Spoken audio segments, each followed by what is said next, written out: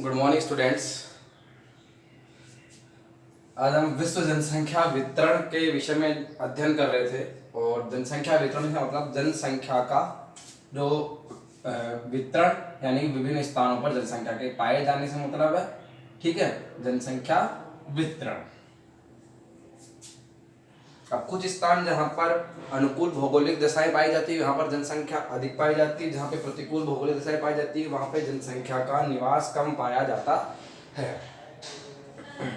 आज हम विश्व जनसंख्या वितरण को 4 प्रकार से बांटकर अध्ययन करते हैं कि क्या जनसंख्या का वितरण रहा है। ठीक है, सबसे पहले हम इसे बांटते हैं 4 भागों में: सघन जनसंख्या के प्रदेश, सामान्य जनसंख्या के प्रदेश, विरल जनसंख्या के प्रदेश और अति न्यून जनसंख्या के प्रदेश।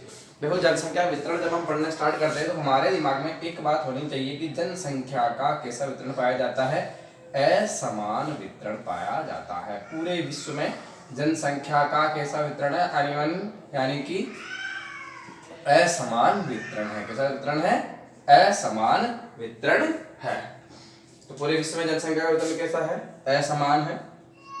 इसे हम 4 भागों में बांट रहे हैं: सघन जनसंख्या के प्रदेश, सामान्य जनसंख्या के प्रदेश, विरल जनसंख्या के प्रदेश और अति न्यून जनसंख्या के प्रदेश। तो सघन जनसंख्या के प्रदेश यानी जहां पर जनसंख्या अधिक पाई जाती है, जहां पर जनसंख्या अधिक पाई जाती है। अब अधिक जनसंख्या से मतलब क्या हुआ? यानी कि जहां पर क्षेत्रफल के अनुपात में जनसंख्या का बसाव अधिक पाया जाता है। जैसे पूर्वी एशियाई देश, दक्षिणी एशियाई देश, दक्षिणी पूर्वी एशियाई देश, उत्तरी पश्चिमी यूरोप है, उत्तरी पूर्वी कनाडा और यूएसए और दक्षिणी पूर्वी कनाडा है। ये ऐसे क्षेत्र हैं जहां पर जनसंख्या का बसाव अधिक पाया जाता है। तो पूर्वी एशिया की बात करें तो चीन, जापान, दक्षिणी कोरिया, उत्तरी कोरिया। ठीक है, तो ये पूर्वी एशियाई देश हैं जहां पर जनसंख्या का अधिक जमाव पाया जाता है। वहीं हम दक्षिणी एशियाई देशों की बात करें तो भारत, बांग्लादेश, पाकिस्तान, श्रीलंका। ठीक है, ये ऐसे देश है जो दक्षिणी एशियाई देश है जहां पर जनसंख्या का बसाव अधिक पाया जाता है। दक्षिणी पूर्वी एशिया की बात करें तो इसमें इंडोनेशिया, थाईलैंड, सिंगापुर, मलेशिया ये देश आते हैं जहां पर जनसंख्या का बसाव अधिक है। वहीं हम उत्तरी पश्चिमी यूरोप की बात करें तो उत्तरी पश्चिमी यूरोप में है ब्रिटेन, फ्रांस, स्पेन, इटली, पुर्तगाल ये देश है जहां पर जनसंख्या का अधिक बसाव पाया जाता है। और उत्तरी पूर्वी यूएसए का जो उत्तरी पूर्वी वाला जो भाग है, ठीक है, और दक्षिणी पूर्वी जो कनाडा का भाग है यहाँ पर भी जनसंख्या अधिक पाई जाती है। अब यहाँ पे सघन जनसंख्या मिलने, अधिक जनसंख्या का बसाव का जो मुख्य कारण है वो क्या है? यहाँ पर पाए जाने वाली अनुकूल परिस्थितियां। जैसे यहाँ पे नदियां हैं तो नदी से यहाँ पे जल की प्राप्ति होती है, मैदानी क्षेत्र है, इससे यहाँ पे कृषि, ठीक है, कृषि संबंधी कार्य किए जाते हैं। इसके अलावा यहाँ पर क्या उद्योगों की स्थापना की गई जिससे रोजगार के अवसर मिलते हैं, जीवन के लिए अनुकूल दशाएं यहाँ पर मिल रही है, जलवायु यहाँ की फेवरेबल है। ठीक है, रहने लायक या हम कहेंगे मानव के अनुकूल यहाँ पे जलवायु पाई जाती है जिससे यहाँ पर फसलें पैदा होती है और उनका जीवन अच्छा होता है। ठीक है, तो इस प्रकार से ये जो क्षेत्र है पूर्वी एशिया, दक्षिणी एशिया, दक्षिणी पूर्वी एशिया, उत्तरी पश्चिमी यूरोप, उत्तरी पूर्वी यूएसए, दक्षिणी पूर्वी कनाडा, इन क्षेत्रों में जनसंख्या अधिक पाई जाती है। अब ये क्षेत्र जहां पे अनुकूल दशाएं वहां पर जनसंख्या का जमाव अधिक है। वहीं हम दूसरा बात करें सामान्य जनसंख्या के प्रदेश। सामान्य जनसंख्या प्रदेश में एंडीज, देखो सामान्य जनसंख्या प्रदेश, वह सामान्य जनसंख्या यहाँ पर नॉर्मल जनसंख्या का जो बसाव है।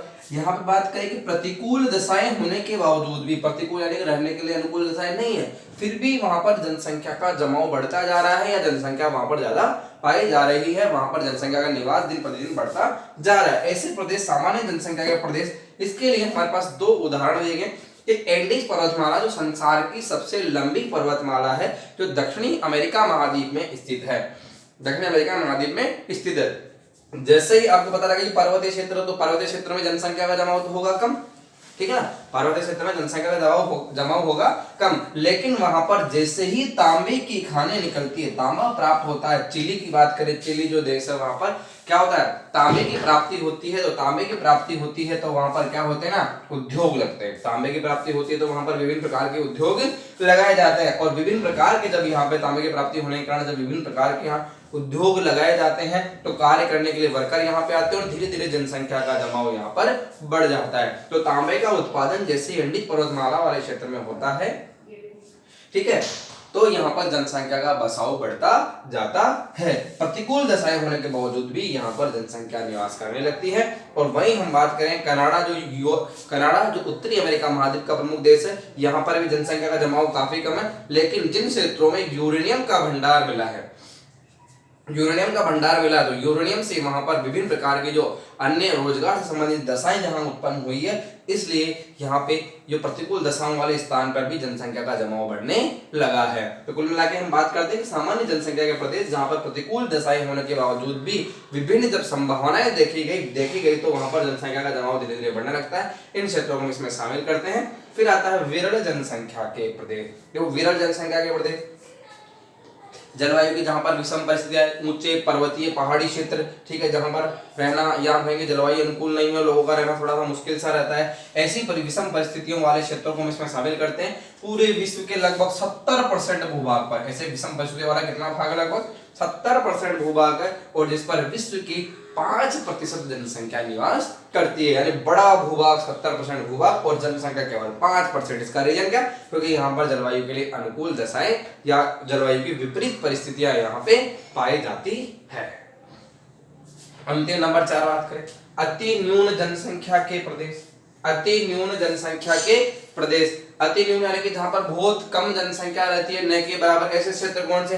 अति शीत जो ज्यादा ठंडे क्षेत्र है, उष्ण मरुस्थल की बात करें हम, ठीक है, शीत मरुस्थल की हम बात करें, मरुस्थलीय क्षेत्रों में भी ज्यादा हम कहेंगे जनसंख्या बहुत कम निवास करती है। विषुवत आर्द्र वन जहाँ पे बहुत अधिक वर्षा होती है, वन क्षेत्र है, ठीक है, तो वहां पर भी जीवन के लिए अनुकूल दशाएं नहीं मिल पाती है। तो ऐसे क्षेत्रों की हम चर्चा करते हैं जहां पर जनसंख्या का निवास बहुत कम पाया जाता है, उन्हें हम अति न्यून जनसंख्या के, अति न्यून से मतलब बहुत कम, ठीक है। जैसे मरुस्थलीय क्षेत्र आर्द्र वन है, वहां पे कौन क्या जनजातियां निवास करेंगी, ठीक है, जनजाति अति शीत जैसे टुंड्रा जनजाति, टुंड्रा प्रदेश के अंदर एस्किमो जनजाति, मरुस्थलीय क्षेत्र जैसे कि बुशमैन जनजाति, कालाहारी मरुस्थल में हम बात करें विषुवत रेखा आर्द्र वन, ठीक है, जिसे अफ्रीका में पाई जाती है, कांगो जायरे नदियों के पास में यहाँ पर जो पिग्मी जनजाति इत्यादि पाई जाती है, ठीक है। अलग अलग प्रकार से हम बात करते हैं कि विषम परिस्थितियां बिल्कुल जनसंख्या के निवास के लिए अनुकूल दशाएं न होने के कारण ऐसे क्षेत्रों में बिल्कुल कम जनसंख्या निवास करती है। अब इस प्रकार से हमने जनसंख्या के असमान वितरण को 4 भागों में बांटकर अध्ययन किया, और हमारे पास जो परिणाम यहाँ पे आ रहे हैं कि एक क्षेत्र तो ऐसा है जहां पर जनसंख्या बहुत अधिक निवास करती है, पर एक क्षेत्र ऐसा है जहां पर जनसंख्या बिल्कुल ही निवास नहीं करती है। वहीं हम बात करते हैं क्षेत्र जहां पर प्रतिकूल दशाएं होने के बावजूद भी जनसंख्या निवास बढ़ने लगता है, और वहीं ऐसे क्षेत्र है जहां पर बड़ा भूभाग होने के बावजूद भी बहुत कम जनसंख्या विपरीत परिस्थितियां होने के कारण निवास नहीं करती है। ये चारों प्रकार अध्ययन करने के बाद हमारे सामने क्या रिजल्ट आते हैं? हमारे सामने रिजल्ट आते हैं कि विश्व जनसंख्या का वितरण कैसा है? असमान है। अनुकूल परिस्थितियों वाले स्थानों पर तो जनसंख्या का जमाव अधिक हो रहा है, सघन हो रहा है, और प्रतिकूल परिस्थितियों वालों पर स्थानों पर जनसंख्या न के बराबर पाई जाती है।